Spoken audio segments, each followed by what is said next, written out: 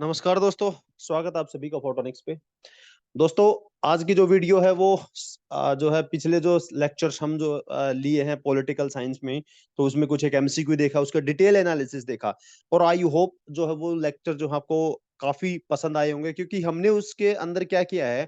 अगर कोई भी टॉपिक उठाए, जैसे कि पार्लियामेंट्री कमेटीज का जो टॉपिक है, तो पार्लियामेंट्री कमेटी से रिलेटेड जितने भी एस्पेक्ट बनते हैं उस वीडियो में हमने कवर किए हैं।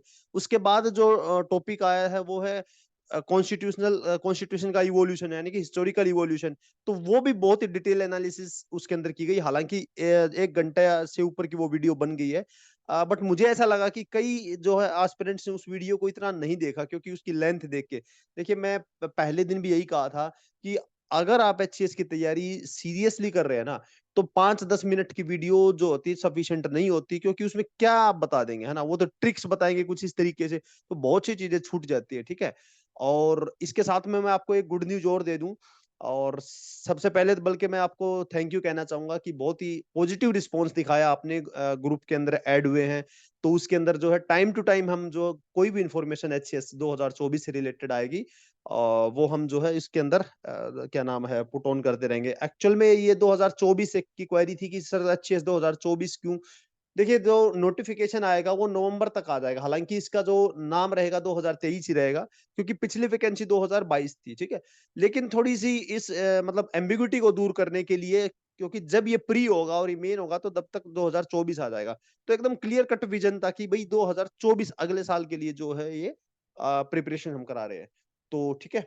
और दूसरा ये कि गुड न्यूज ये कि जो लास्ट का जो पेपर था 2023 का जो आया था एचसीएस में, और 2021 या 22 में भी जो हुआ था, तो उसका जो एक डिटेल एनालिसिस जो है ना, पूरी तरीके से उसका एक्सप्लेनेशन विद मतलब उसके क्वेश्चंस पढ़ेंगे, उसका फिर एक्सप्लेनेशन देखेंगे, उससे रिलेटेड एस्पेक्ट। तो ये एक जो है सीरीज भी हम इसी के साथ लेके आएंगे, तो होप्सो कि बहुत जल्द इसके ऊपर हम काम शुरू कर देंगे। तो उससे क्या है कि देखिए, प्रीवियस ईयर जो पीवाईक्यू होते हैं, प्रीवियस ईयर क्वेश्चंस जो होते हैं वो बहुत ही जरूरी होते हैं। और अगर उनका डिटेल एनालिसिस मिल जाए तो ये अपने आप में बहुत बढ़िया होता है। हालांकि ऑप्शन देख के और उसका आंसर देख के तो मैं कभी भी आपको बता दूं, ठीक है, लेकिन उसका डिटेल में पढ़ेंगे। और दूसरा है, मैं ऑलरेडी मेंशन कर चुका हूँ, जो हमारे साथ में अशोक यादव सर रहेंगे। ठीक है। तो ये काफी मतलब नॉलेजेबल पर्सन है, गोल्ड मेडलिस्ट रहे हैं। तो ठीक है, ये फिजिक्स, केमिस्ट्री, बायो, ठीक है, और साथ में कुछ हरियाणा का एस्पेक्ट है, इन सब को ये जो है सर कवर करेंगे। ठीक है। तो चलिए स्टार्ट करते हैं इंडियन सिटीजनशिप। ठीक है। तो इंडियन सिटीजनशिप, देखिए सबसे पहले तो ये वैसे तो एक स्टैटिक पार्ट है ना। ये क्या चीज है कि स्टैटिक पार्ट है कॉन्स्टिट्यूशन का, लेकिन ये न्यूज में भी था, इसलिए थोड़ा इसको मेंशन कर दिया हमने। ये न्यूज में क्यों था? क्योंकि जो मिनिस्टर ऑफ स्टेट जो एक्सटर्नल अफेयर्स है ना, राज्यसभा के अंदर इसने मैसेज दिया कि भाई 16.7 लाख इंडियन जो है, लगभग आप ये मान के चलिए 17 लाख भारतीय जो हैं अपनी नागरिकता का त्याग कर चुके हैं 2011 से लेके अब तक का, जिसके अंदर में 2.25 लाख लोग जो है वो last year highest during the period इन्होंने अपनी नागरिकता का त्याग किया है, भारतीय नागरिकता को त्याग के किसी दूसरे देश की नागरिकता को अपनाया। अब वो क्यों अपनाया है? तो वो जो उन्होंने कहा कि उनके पर्सनल रीजन है, जो कि गवर्नमेंट को अननोन है, गवर्नमेंट को पता नहीं क्या उनके पर्सनल रीजन हो सकते हैं। ठीक है। तो काफी मतलब बड़े लेवल पे माइग्रेशन हुआ है। देखिए, दो चीजें होती हैं, एक तो होता है पुश माइग्रेशन, पुश फैक्टर। ये हालांकि इकोनॉमी का पार्ट है, मैं आपको ये करवाऊंगा। और पुल फैक्टर, ये पुल फैक्टर माइग्रेशन, ठीक है, ये पुश फैक्टर माइग्रेशन। मैं जस्ट थोड़ा सा बता दूं, देखिए पुश पुश मानी किसी को धकाना। तो धकाया तब जाता है जब वहां आदमी परेशान हो ले किसी चीज को, है ना। कोई ऐसी चीज है जैसे कि मान लो कोई बीमारी वगैरह एपिडेमिक फैल गया और वो वहां से भागने की कोशिश करता है, तो ये होता है पुश फैक्टर। पुल फैक्टर क्या होता है?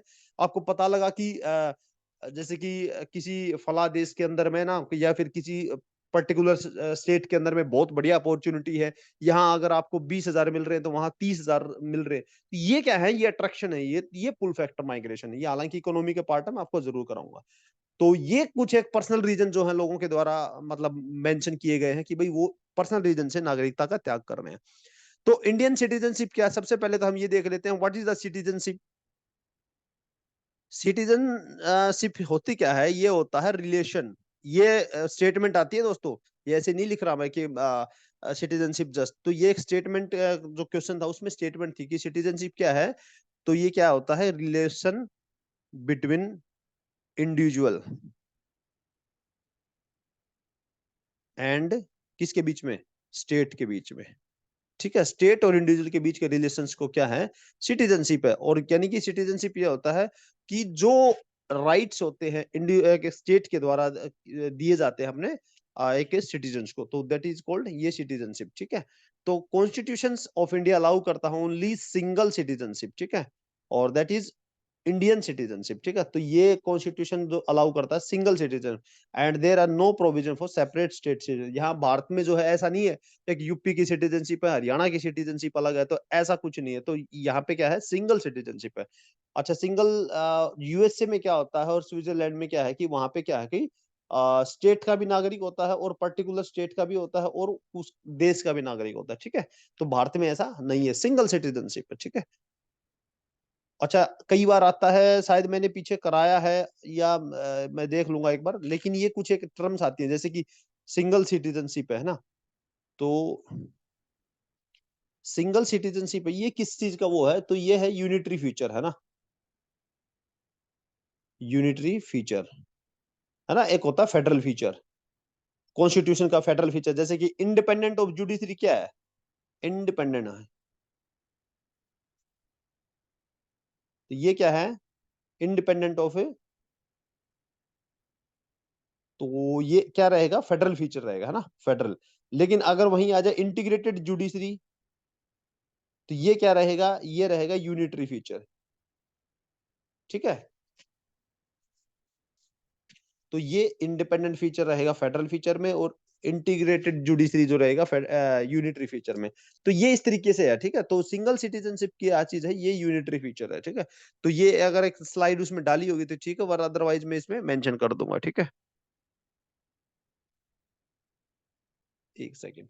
अच्छा, आगे देखते हैं कि सिटीजनशिप प्रोवाइडेड करता है यूनिफॉर्म राइट्स। ठीक है, एक्सेप्ट ए फ्यू केसेस में, देखिए सभी को एक यूनिफॉर्म राइट दिए जाते हैं। कुछ एक आपको पता भी है कि जो मिलिट्री पर्सन होते हैं ना, आर्म्ड फोर्सेस के जो पर्सन होते हैं, उनको जो है कुछ एक राइट्स हैं वो उतने अवेलेबल नहीं हो पाते। ठीक है, तो इंडियन कॉन्स्टिट्यूशन डील करता है with the citizenship article from 5 से लेके 11, पार्ट नंबर 2। अच्छा, एक चीज और मैं आपको बता दूं, एक वीडियो मैंने पहले भी कहा था कि जितने भी जो गवर्नर जनरल हैं, ठीक है, वो जितने भी जो जो गवर्नर जनरल्स हैं, वो 1773 से लेके और बाद में जो वाइस राय बनते हैं, ये ठीक है, तो वो 1947 तक, ये जितने भी लगभग 35 से 36 हैं, इन सब के नाम, इनके क्या करेंगे, इनके नेम, इनके टाइम पीरियड, ये सब मैं एक वीडियो आपको याद करवाऊंगा। दूसरा, यहाँ पे देखिएगा, ये जितने भी पार्ट है ना कॉन्स्टिट्यूशन के, यानी पार्ट 1 to पार्ट 22, ये सब पार्ट में याद कराऊंगा, और उसके रिलेटेड कितने भी जो इसके अंदर में जितने भी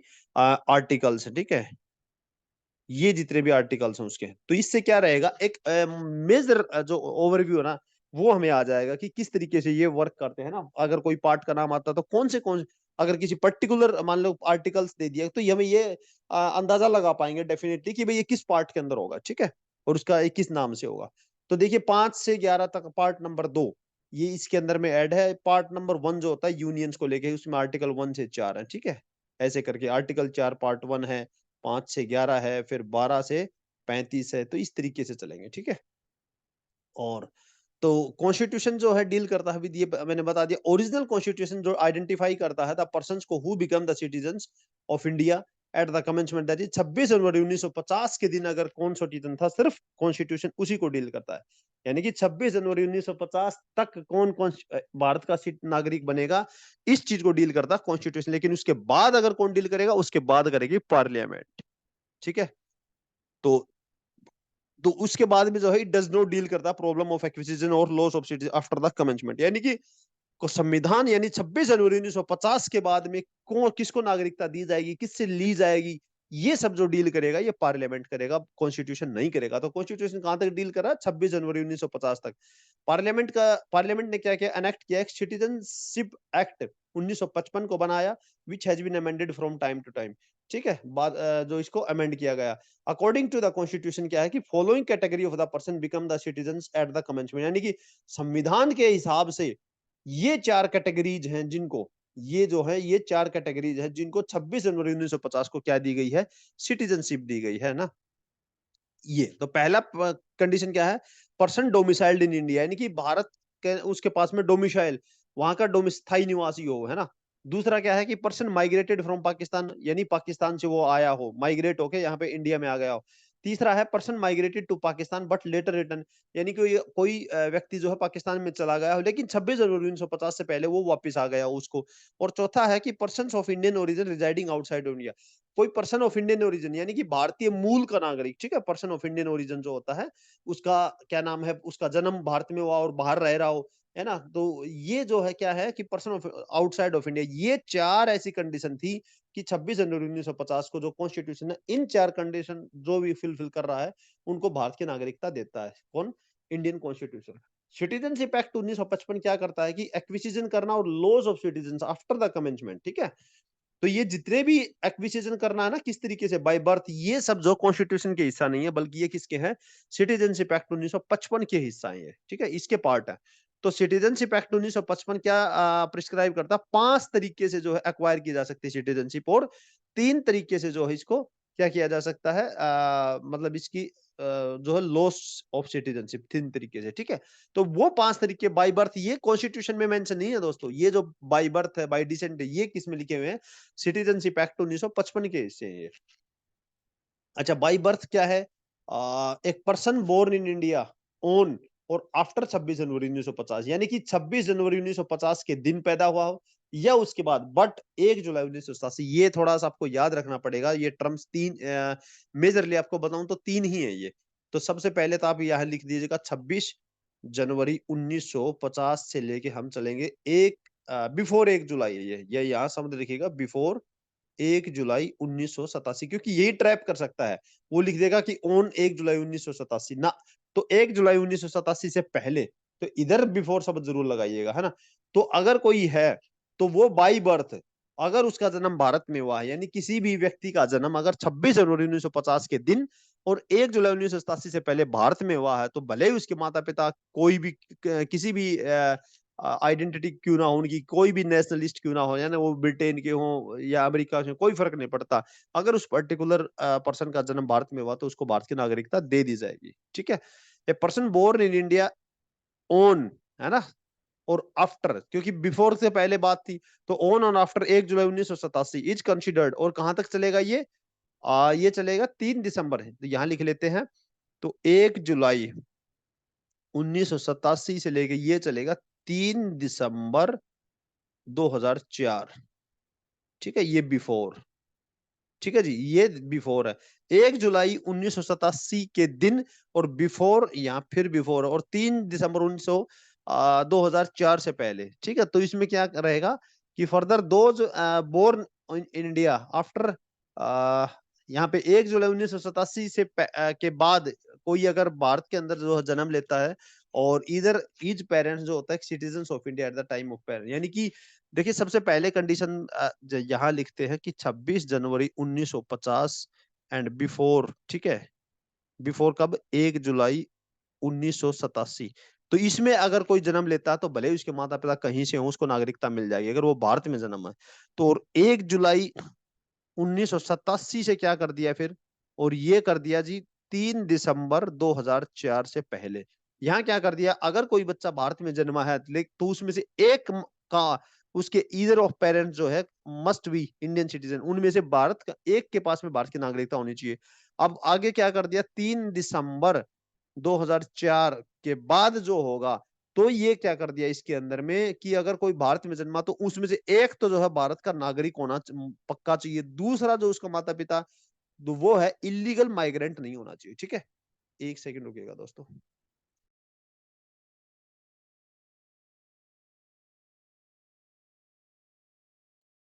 ठीक है, तो 3 कंडीशन हो गए ना, सिर्फ 3 ही कंडीशन याद रखिए कि भाई 26 जनवरी 1950 से 1 जुलाई 1987 अगर भारत में जन्मा है तो वो बिल्कुल नागरिकता मिल जाएगी। देखिए ये आप एक चीज समझिए, जैसे जैसे टाइम बीतता जा रहा है तो इसको क्या करते जा रहे हैं, नैरो नैरो करते जा रहे हैं, यानी कि नागरिकता देने के स्कोप को कम करता जा रहे हैं। शुरू में तो हमने बिल्कुल दबा के खुलेआम जो है नागरिकता दे दी कि भाई वो अगर भारत में जन्मा है तो कोई दिक्कत नहीं है ना, इसको बोलते हैं जूस सोली, है ना, कि कोई दिक्कत नहीं है, सबको दे देंगे। बाद में क्या किया, थोड़ा सा देखेंगे कि भाई अगर उनमें से 1 जुलाई 1987 से 3 दिसंबर 2004 के बीच में क्या किया कि भाई नागरिकता तो दे देंगे, लेकिन उनमें से एक माता पिता का जो भारतीय होना जरूरी है। फिर 3 दिसंबर 2004 के बाद क्या कर दिया कि भाई एक का तो भारतीय होना जरूरी है, लेकिन दूसरा इलीगल माइग्रेंट नहीं होना चाहिए। ठीक है, यहाँ शब्द है इलीगल माइग्रेंट। देखिए फॉरेन में और इलीगल माइग्रेंट में बहुत फर्क होता है। फॉरेन जो होता है वो अथराइज होता है, लेकिन इलीगल माइग्रेंट जो है इज नॉट अथराइज। अच्छा, ये 3 कंडीशन थी बाई बर्थ। अच्छा, बाई डिसेंट क्या होता है, वंशज है ना, वंशावली के द्वारा। A person born outside India, कोई किसी व्यक्ति का जन्म भारत से बाहर हुआ है, कब, ऑन और after the 26 January 1950 but before the 10 December 1992। ये कंडीशन थोड़ी सी अलग है। बाई बर्थ में 3 कंडीशन याद रखिए। डिसेंट में देखते हैं कि ये भी 26 जनवरी 1950 से ही शुरू होता है, लेकिन ये कहां तक जाता है, ये जाता है 10/12/1992 तक। ठीक है, ये कंडीशन। कब, बिफोर, ये बिफोर शब्द हमेशा आगे जरूर रहेगा। तो बिफोर 1992 तक। ठीक है, 10 December 1992 citizen of India by decent जो होगा, इफ हिज फादर। तो ये कंडीशन क्या थी, अगर किसी बच्चे का जन्म भारत से बाहर हुआ, लेकिन उसके फादर जो है उस टाइम पे भारत के नागरिक हैं, फादर स्पेशल, मदर नहीं, फादर उनके भारत के नागरिक, तो उसकी भारत की नागरिकता दे दी जाएगी। ठीक है, ये बाय डिसेंट। दूसरा कंडीशन क्या रही कि भाई 10 दिसंबर 10/12/1992 से लेके कंसिडर किया जाएगा कब तक, ये रहेगा 3 दिसंबर, है ना, 3/12/2004। ये कंडीशन सेम है। देखिए 3/12/2004 यहां भी थी। ठीक है, 3/12/2004। आपको एक ही अलग डेट याद करनी है, ये वाली। तो क्योंकि ये बाद में इसके अंदर अमेंडमेंट किया, तो यहां तक क्या कंडीशन रहेगी, a person born outside of India after 10 December 1992 consider citizen if either of his parents citizen, है ना। कोई भी जो है, पहले तो क्या था, फादर, अब क्या होगा, फादर हो, है ना, या फिर मदर हो, कोई फर्क नहीं पड़ेगा, इनमें से एक जो है भारत का नागरिक होना चाहिए। अच्छा, 3 दिसंबर 2004 के बाद क्या कर दिया फिर, 3/12/2004 के बाद में नागरिकता में क्या कर दिया कि person born outside India shall not be citizen of India by descent unless is birth registered. तब क्या कर दिया कि भाई ठीक है, मतलब ये कंडीशन तो होनी चाहिए, उसका फादर हो या मदर हो, लेकिन वो तब तक नागरिकता नहीं मिलेगी अगर वो भारत से बाहर जन्मा, तो उसको रजिस्टर करवाना पड़ेगा आपको, कहाँ पे, इंडियन कॉन्सुलेट के अंदर में। ठीक है, जो ये भारत के दूतावास होते हैं, within the 1 year of the date of birth. Within 1 year, ध्यान रखिएगा दोस्तों, 1 साल के अंदर में। अगर 1 साल के बाद गए तो आपको नागरिकता वहां नहीं दी जाएगी। ठीक है, वो तो within 1 year of the date of birth. 3 condition हमने देखी दोस्तों, 3 कंडीशन यहाँ पे हैं और 3 ही कंडीशन यहाँ पे हैं। थोड़ा सा पेचीदा लग सकता है, बट बहुत आसान है। मैं एक बार जस्ट आपको रिवाइज करवा दूं कि अगर बाई बर्थ से हम चलेंगे, ठीक है, एक सीट में आपको देख लेता हूँ यहाँ पे, एक सेकंड, यहाँ स्पेस, यहाँ देख लेते हैं। ठीक है, देखिए बाई बर्थ से अगर अगर चलेंगे, बाई बर्थ से चलेंगे तो क्या रहेगा, 26 जनवरी 1950 के दिन, ये शब्द रहेगा ऑन। ठीक है, और ये रहेगा यहाँ पे बिफोर। अगर मान लो, अगर मैं अब एक वैसे ट्रिक बता रहा हूँ, अगर आपको कुछ भी नहीं पता हो, मान ले डेट, और क्वेश्चंस के अंदर आपको डेट अगर मान लो मेंशन हो गई, तो याद रखिएगा कि बिफोर शब्द अगर उससे पहले है ना, तो वो ठीक है। मान लो आपको डेट याद ना भी रहे और वो कह दे कि ऑन, तो 26 जनवरी 1950 से पहले और 1 जुलाई 1987 से बिफोर, ये शब्द बिफोर, अगर वो कहते कि 26 जनवरी 1950 से लेके 1 जुलाई तक, ना तक नहीं है, ये बिफोर है ना, अप टू नहीं है, ये बिफोर है। तो ये कंडीशन क्या थी, अगर कोई भी बच्चा भारत में जन्मा है, उसके भले ही उसके माता पिता को, उसको भारत की नागरिकता दे दी जाएगी, पहली कंडीशन। दूसरी कंडीशन क्या है जी, ये डेट उठा लो इधर से, ऐसे कैसे, 1 जुलाई 1987 ये ऑन हो गया, और उसके बाद कब तक, 3/12/2004 तक, बिफोर, यानी बिफोर, सुने, बिफोर। तो 1 जुलाई 1987 एंड बिफोर 3/12/2004 से पहले, ये क्या है कि अगर कोई भी बच्चा भारत में जन्मा हो, तो उनमें से एक का जो है, उसके माता पिता का एक का भारत का नागरिक होना जरूरी है। तीसरी कंडीशन क्या है, तीसरी ये डेट फिर उठा लो इधर, 3/12/2004 आफ्टर। इसके बाद क्या कंडीशन है, उनमें से एक भारत का माता पिता होना जरूरी है, और दूसरा जो है इलीगल माइग्रेंट ना हो। ठीक है, ये बाई बर्थ। और बाई डिसेंट, ये डिसेंट में क्या करेंगे, पहली कंडीशन तो वही है, 26 जनवरी 1950 से लेके ये क्या करेंगे, 10 दिसंबर, है ना, 10/12/1992, ये याद रखेंगे, एक दो बार लिखेंगे याद हो जाएगी। यहाँ कंडीशन क्या थी कि उसका फादर, अगर मतलब कोई भारत से बाहर जन्मा है, डिसेंट में तभी है ना, वंशज के थ्रू, यानी कि किसी का जन्म भारत से बाहर हुआ, तो उसके उस टाइम पे उसके फादर जो है क्या होना चाहिए, भारत के नागरिक होने चाहिए। अब उठाएंगे 10, ये उधर वाली 10/12/1992 से लेके फिर ये वाली डेट सेम, 3 12 2004 से, ये क्या था, उसका फादर या फिर उसकी मदर, उनमें से कोई भी एक भारत का नागरिक हो। और तीसरी कंडीशन फिर क्या रहेगी कि 3 12 2004 के बाद, आफ्टर, इसके बाद क्या चल रहा है, अब क्या चल रहा है कि भाई फादर या मदर कोई भी भारत का नागरिक हो, बट विद इन 1 ईयर, 1 साल के अंदर में इंडियन कॉन्सुलेट में उसका रजिस्ट्रेशन कराना जरूरी है। दो चीजें हैं, बहुत आसान है, आई होप, है ना, आई होप आपको समझ आ गई होंगी। और यहाँ देख लेते हैं, तो तीसरा कंडीशन क्या होता है, बाय रजिस्ट्रेशन। देखिए सेंट्रल गवर्नमेंट जो है ना, ऑन एप्लीकेशन, किसी भी एप्लीकेशन पर रजिस्टर कर सकता है as a citizen of India any person if he belongs to the following category. याद रखिएगा दोस्तों, कोई भी पर्सन जो, अगर वो बिलोंग करता है फॉलोइंग कैटेगरी, ऐसा सिर्फ यहाँ एक अकेला एनी पर्सन नहीं लिखा, इफ यह शब्द लगा, इफ अगर वो इन कैटेगरी से बिलोंग करता तभी रजिस्ट्रेशन करवा सकता है। रजिस्ट्रेशन में और नेचुरलाइजेशन में यही फर्क आप देखिएगा। अगर वो इन कैटेगरी से बिलोंग करता है, कौन कौन सी, a person of Indian origin है, भारतीय मूल का नागरिक है, हु इज ऑर्डिनरली क्या कर रहा है, रेजिडेंट कर रहा है इन द इंडिया में, resident in India for the 7 year before the making application of registration. यानी कोई भारतीय मूल का नागरिक है, उसकी जो है उसके दादा दादी, उसके परदादा ये भारतीय रहे हैं, और वो भारत में रह रहा, तो उसको क्या कर देंगे, रजिस्ट्रेशन के द्वारा, अगर वो पिछले 7 साल से भारत में रह रहा, ठीक है ना, तो resident of India for 7 year, 7 साल से भारत में रहेगा तो उसको नागरिकता दे देंगे। ठीक है, ये रजिस्ट्रेशन है। A person who is married to a citizen of India, कोई भी व्यक्ति है, जैसे कि आपने देखा होगा सोनिया गांधी के केस में हुआ था, ठीक है, तो राजीव गांधी से जो जब उनकी शादी हुई थी, तो वो ये वाला केस जो बनता है कि भाई कोई पर्सन है भारतीय नागरिक से अगर वो शादी कर लेता है ना, और वो ऑर्डिनरी रेजिडेंट है इन द इंडिया फॉर, और 7 साल से भारत में रह रहा है उसके साथ, तो before making application of registration, तो भी उसको रजिस्ट्रेशन के द्वारा उसको भारत की नागरिकता मिलेगी। माइनर चिल्ड्रन जो भी होंगे of the person who are citizen of India, यानी कि जब ये जब इनको नागरिकता दी जाती है, सिटीजनशिप, जो माइनर चिल्ड्रन होंगे, छोटे बच्चे होंगे 18 साल से कम, तो उनको भी जो है रजिस्ट्रेशन के द्वारा इनको नागरिकता दी जाएगी। ठीक है, ये 3 कंडीशन है। अगर इन कंडीशन को कोई फुलफिल करता है तो उसको क्या करना पड़ेगा, 7 साल रहने के बाद उसको रजिस्ट्रेशन करवाना पड़ेगा, तो नागरिकता मिल जाएगी। बाई नेचुरलाइजेशन, जो है केंद्र सरकार क्या करती है, एप्लीकेशन मिलने पर ग्रांट करेगी certificate of naturalisation to any person if he possesses करता है रिक्वायर्ड क्वालिफिकेशन। तो वहां पे क्या करेगा, कुछ एक क्वालिफिकेशंस होंगी, इंक्लूडिंग द एडुकेट नॉलेज होनी चाहिए of the language specified in the 8th schedule, तो है ना, अगर 8वीं जो सूची के अंदर में जो भाषाएं दी गई उनमें से किसी को एक पर्याप्त नॉलेज होनी चाहिए। गवर्नमेंट ऑफ इंडिया में वेव कर सकती है ऑल, यानी कि छूट दे सकती है सभी के अंदर में, या किसी एक कंडीशन के अंदर में of naturalisation in case of a person, क्या करेगा, वो रेंडर करता है डिस्टिंग्विश सर्विस। अगर वो पर्सन किसी विशिष्ट कैटेगरी से है, जो कि उसने सर्विस प्रोवाइड करी है साइंस के अंदर में, फिलोसफी में, आर्ट में, लिटरेचर में, और world peace to human progress. तो नेचुरलाइजेशन के केस में क्या होता है, भारत सरकार जो है किसी को भी छूट दे सकती है, सभी कानून, सभी कंडीशन की भी दे सकती है, कुछ एक कंडीशन की भी, अगर वो स्पेसिफिकली साइंस फिलोसफी, अगर इनसे इनके अंदर वो माहिर है, तो ठीक है, अगर भारत सरकार को ऐसा लगता है, तो ये नेचुरलाइजेशन का प्रोसेस होता है। और चौथा, पांचवा होता है बाई इनकॉर्पोरेशन ऑफ टेरिटरी। ठीक है, अगर किसी फॉरेन टेरिटरी को भारत ने एक्वायर कर लिया, ठीक है, तो उसमें क्या होगा, उनके नागरिकों को जो है इसके थ्रू जो है नागरिकता दी जाएगी। ये पर्सन बिकम करेंगे सिटीजन ऑफ नोटिफाइड डेट, तो जिस दिन से वो नोटिफिकेशन निकलेगा उस दिन से जो है उनको नागरिकता मिलती है। जैसे कि पौंडीचेरी को क्या बनाया गया, पार्ट ऑफ इंडिया बनाया गया कब, तो उनको ये एक ऑर्डर निकाला गया था कि सिटीजनशिप पौंडीचेरी ऑर्डर 1962, तो उनको एक्ट, इस एक्ट के तहत जो है नागरिकता दे दी गई थी।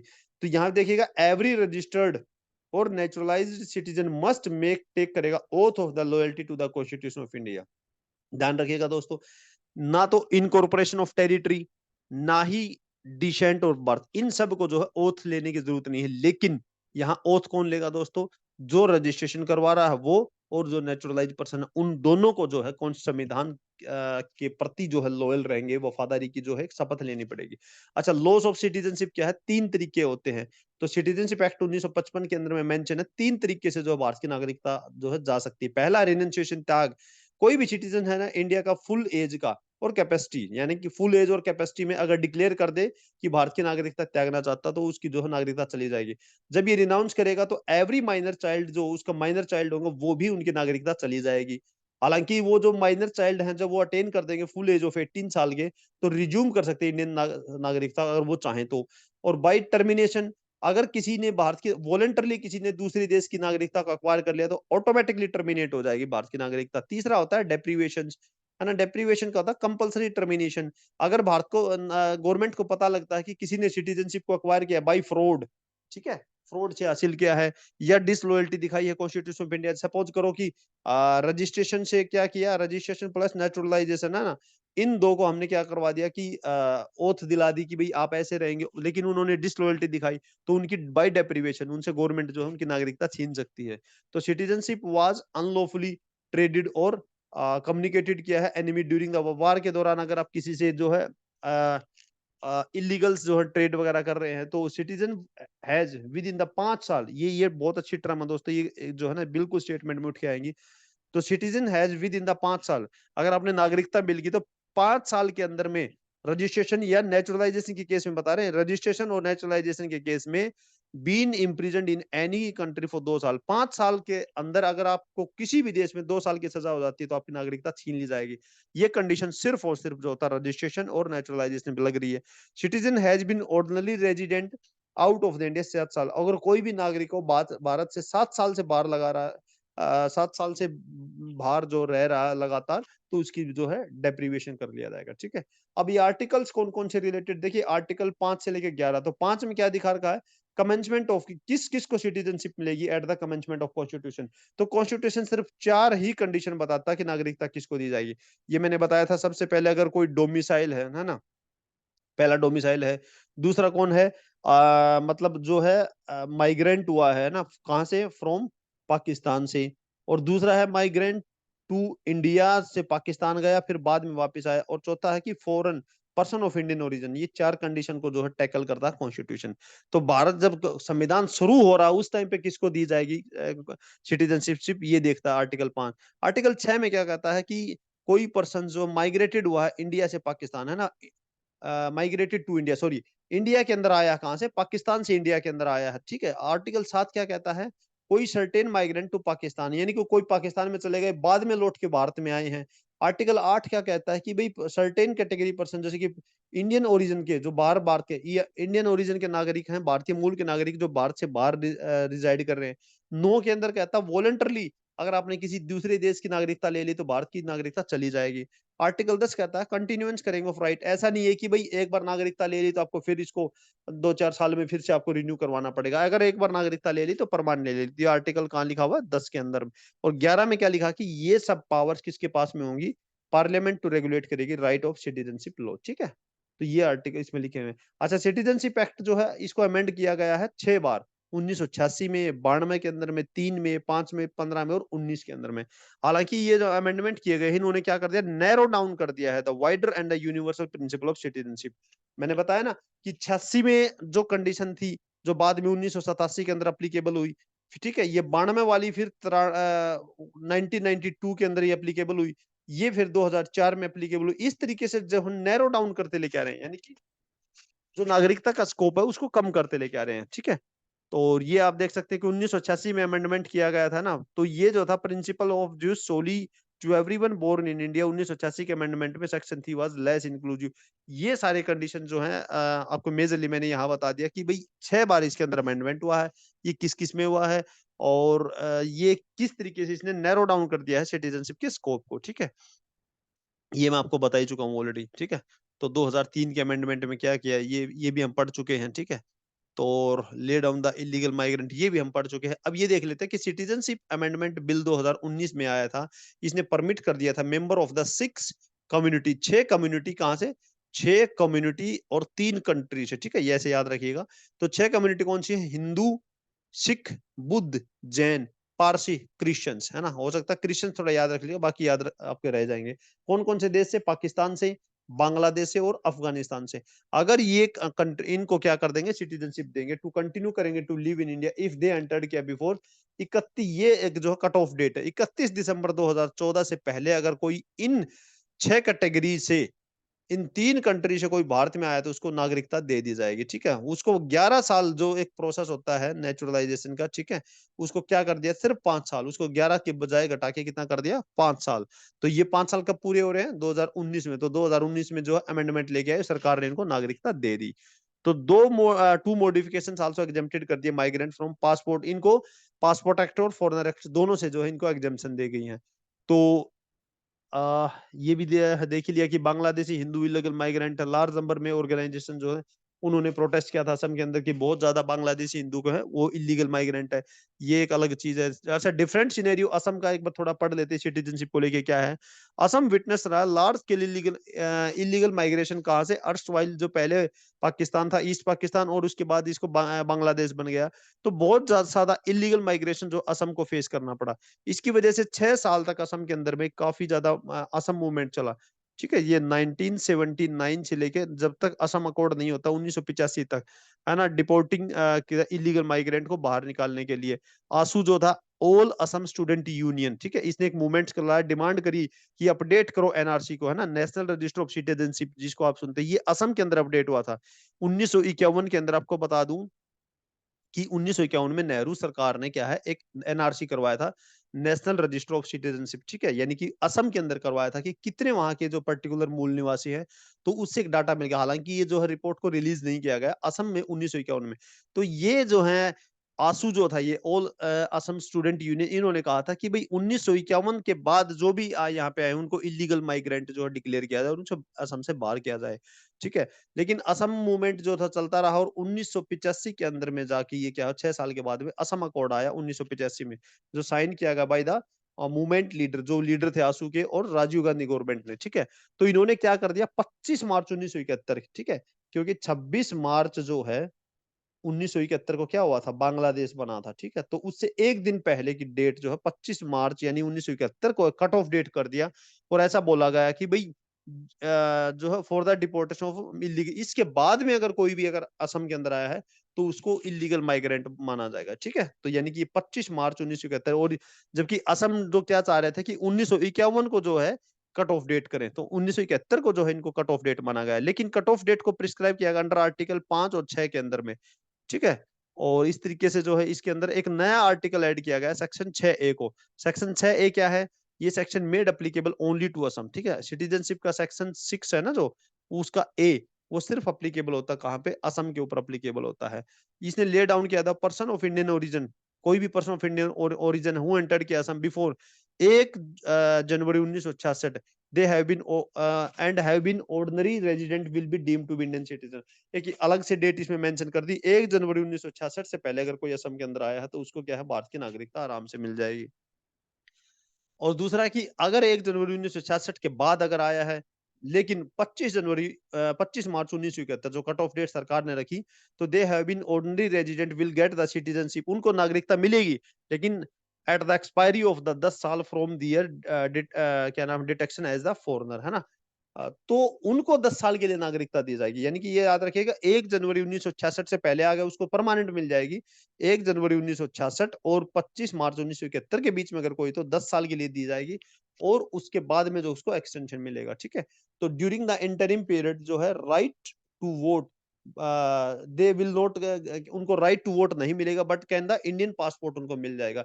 तो ये जो इंटरिम पीरियड है 10 साल में, इसमें क्या करा राइट टू वोट उनको नहीं मिलेगा, क्योंकि ये जब देखो फॉरनर्स एक्ट के तहत उनको देख लिया जाएगा कि ये इलीगल माइग्रेंट नहीं है, सब चीजें अगर उनको क्लियर हो जाएंगी तब उनको आगे एक्सटेंशन मिलेगा। तो इस दौरान जो है उनको वोट का अधिकार नहीं मिलेगा बट इंडियन पासपोर्ट जो है मिल जाएगा। असम ये क्या है, सम्मिलिता महासंघ 2014 के अंदर में कॉन्स्टिट्यूशनलिटी ऑफ 1986 के अमेंडमेंट को वह चैलेंज किया। तो इन्होंने क्या किया कि असम को शुड भी 1951 रखना चाहिए था कट ऑफ डेट बजाय 1971 के। ठीक है, ये शुरू से भी डिमांड कर रहे थे। ठीक है, तो अब एक 5 जज की जो बेंच है सुप्रीम कोर्ट ने, उसने एग्जामिन करेगी अभी कि constitutionality of the section 6 under the current NRC has been prepared. ठीक है, तो ये सारा दोस्तों हमने कवर किया और अभी एक बार इसके क्वेश्चंस देख लेते हैं कि किस तरीके से क्वेश्चंस आए हुए सिटीजनशिप पे। With reference to the India consider the following statement, there is only one citizenship and one domicile. ठीक है, वन डोमिसाइल के ऊपर फोकस कीजिएगा, वन सिटीजनशिप तो हमने पढ़ लिया। ठीक है, क्या वन डोमिसाइल है ना। तो a citizen by birth only can become the head of the state, head of the state मानी कि प्रेसिडेंट। क्या भारत में ऐसा है क्या, जैसे कि प्रेसिडेंट के लिए क्या कंडीशन हो कि भारत का नागरिक होना चाहिए।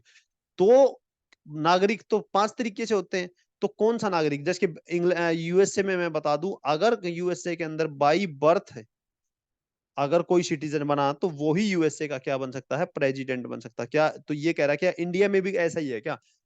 ठीक है, क्योंकि प्रेसिडेंट की कंडीशन में क्या लिखा कि इंडियन सिटीजन होना चाहिए। तो इंडियन सिटीजन तो 5 तरीके से बनता है, आपने पढ़ लिया, बाय बर्थ भी बनता है, बाय डिसेंट भी बनता है, bye registration, bye naturalisation, bye incorporation, 5 condition है।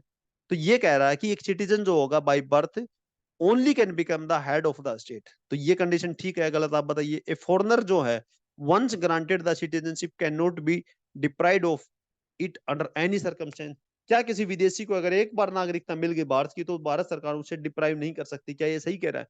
तो ये 3 कंडीशन है, हालांकि मैंने तीनों का इलाबोरेशन किया हुआ है इस पूरी वीडियो के अंदर में।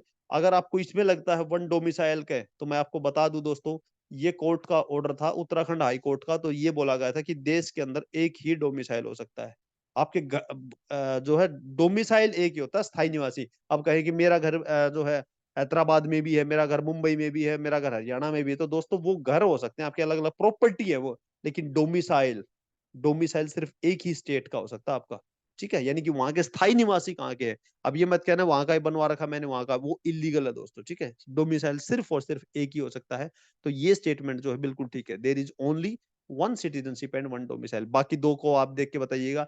अच्छा, मैं ये क्वेश्चन इसलिए दे रहा हूँ, बता मैं यहाँ भी दूं, क्योंकि आप जो है एक्टिवली पार्टिसिपेट कीजिएगा। हो सकता है आप कमेंट में इसको मेंशन कर दीजिएगा, या जो है अगर आपको ग्रुप में अगर मेंशन करना, हालांकि ग्रुप में अभी ओनली एडमिन है, बाद में इसको देखते हैं, इसको चेंज करेंगे। तो आप ये जो है अपना कमेंट में जो है अपना अपना इसका आंसर जरूर मेंशन कीजिएगा क्वेश्चन 1 का। ठीक है, और दूसरा क्वेश्चन देख लेते हैं इससे रिलेटेड, कि सेंट्रल गवर्नमेंट में ग्रांट कर सकती है certificate of naturalisation to any person. Naturalisation की बात कर रहा है, ठीक है, किसी भी पर्सन को इफ ही पोजिट करता है द फॉलोइंग क्वालिफिकेशन। क्या क्या क्वालिफिकेशन है मैंने पहले बताया। रजिस्ट्रेशन किसको दे सकती है ना, और नेचुरलाइजेशन किसको दे सकती है, कुछ क्वालिफिकेशन है। That he is not a citizen or subject of any country. तो नेचुरलाइजेशन किसको दे सकती है? He is not a citizen or subject or any country, वो उस कंट्री से नहीं होना चाहिए जहां पे citizen of India are prevented from the becoming subject or citizen of that country by naturalisation. यानी कि सीधी सी बात ये कह रहा है कि सिटीजन जो है वहां का नहीं होना चाहिए जहां पे भारतीय नागरिकता को प्रिवेंट किया गया है। ठीक है, जहां पे जिस कंट्री में भारतीय नागरिकता जो है को मना किया जाता है वहां की नागरिकता के लिए, तो उस कंट्री से बेसिकली बिलोंग नहीं करना चाहिए। दूसरा स्टेटमेंट है कि Adnan Sami was given the citizenship under the section 6A of the Indian citizenship act 1955 under the category of naturalisation. यहाँ पे फोकस कीजिएगा कि नेचुरलाइजेशन के तहत मिली। द पावर टू ग्रांट करना सिटीजनशिप लाई करता होम मिनिस्ट्री। ठीक है, तो एलिमिनेशन भी इसमें आप यूज कर सकते हैं। ये कुछ एक ऑप्शन है ना, ऑप्शन ए रहेगा, ऑप्शन बी रहेगा, सी और डी, इनमें से कोई भी हो। तो ये क्वेश्चन 2 का आप आंसर कर दीजिएगा। ठीक है, तो अदरवाइज जो है इसमें हम आगे बता ही दूंगा मैं आपको नेक्स्ट वीडियो में। तो एक ये इन्फॉर्मेशन है कि एचएस 2024 के लिए की कोर्स के फीचर है ना 250 प्लस आवर के जो वीडियो लेक्चर जो है इसके अंदर प्रोवाइड करेंगे। 400 से भी ज्यादा पीडीएफ विद एमसीक्यू रहेंगे। 5000 एमसीक्यूज हम कवर कर देंगे। देखिए इतने ज्यादा एमसीक्यू कवर करने का आप देखिए, जिस हिसाब से ये 2 एमसीक्यू हैं, कितना ज्यादा इसके अंदर इन्फॉर्मेशन मिली है। ठीक है, अगर इस तरीके से हमने क्वेश्चंस अगर ये एमसीक्यू करे तो बहुत कुछ जो है इजी हो जाएगा और बहुत आसानी मिलेगी हमें टैकल करने में। ठीक है, तो मॉक टेस्ट एंड क्विज भी। और इसके अलावा कोई भी इन्फॉर्मेशन चाहिए तो इस नंबर पे आप कॉल कर सकते हैं। ठीक है, ये जो नंबर आपके सामने मेंशन है। ठीक है, आई होप ये लेक्चर काफी इन्फॉर्मेटिव रहा होगा। कोई भी क्वेरीज हो तो आप प्लीज कमेंट बॉक्स में मेंशन कीजिएगा। वीडियो पसंद आए तो इसको लाइक जरूर कीजिएगा, और चैनल पे नए तो सब्सक्राइब कर लीजिएगा। थैंक यू सो मच दोस्तों।